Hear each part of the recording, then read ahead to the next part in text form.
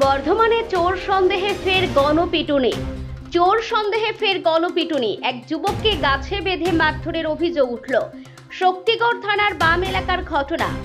সামগ্রিক ঘটনা খতিয়ে দেখার পাশাপাশি ইতিমধ্যে গণপিটুনির ধারায় মামলা রুজু করে তদন্ত শুরু করেছে শক্তিগড় থানার পুলিশ।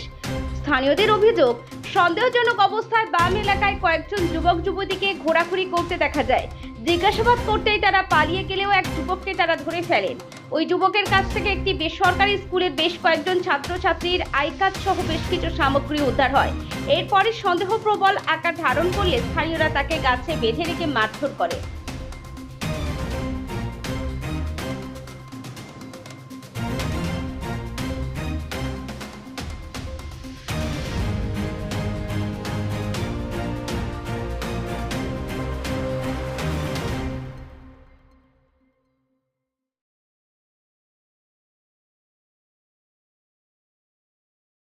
কি করে ফোন নাম্বার আছে কত সময় মেয়েটা দেখা দেখতে গেছে বলে ফোন নাম্বার থাকবে তো ফোন নাম্বার নাই মেয়েটা কি সাহস রে ওদের মা হলো সো ঠিকানা দেখ কোথায় আছে এখানে ফোন নাম্বার দেয়া আছে এটা ফোন নাম্বার দেয়া আছে তো ফোন করো এই ছেলেগুলো ধরে এগুলো পেলো কোথায় বলে এগুলো কি করে পেলি তো আই কার্ড গুলো এই ছেলে কোথায় ধরেছিস কোথায় ধরেছিস যদি বাবা তার কাটা নেই তার কাটা নয় ওর নিজেই জানে না সব জানে ও খেপা খাচ্ছে সব খেপা খাচ্ছে বাবা আই কার্ড গুলো কি করে এলো কাছে জানে না তো ইউনিভার্সিটির ভিতরে আরো কিছু হবে টাকা পয়সা আছে নাকি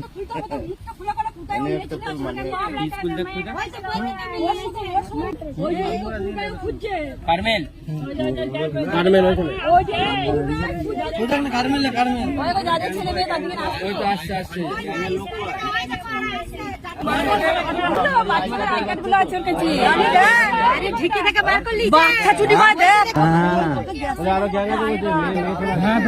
পূর্ব বর্ধমান থেকে শেখ সামিনের রিপোর্ট, খবর বর্ধমান নিউজ।